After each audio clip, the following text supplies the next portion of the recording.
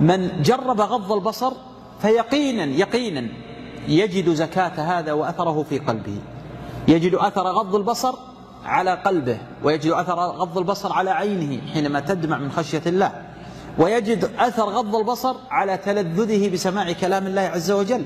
فالسماع الحرام، سماع الأغاني يؤثر، النظر إلى الحرام يؤثر، الكلام الحرام يؤثر.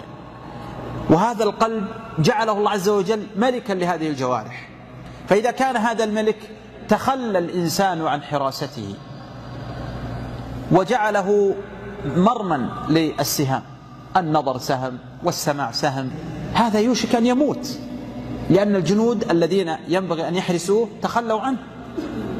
فيا عبد الله انتبه لهذا. قل هذه سبيلي أدعو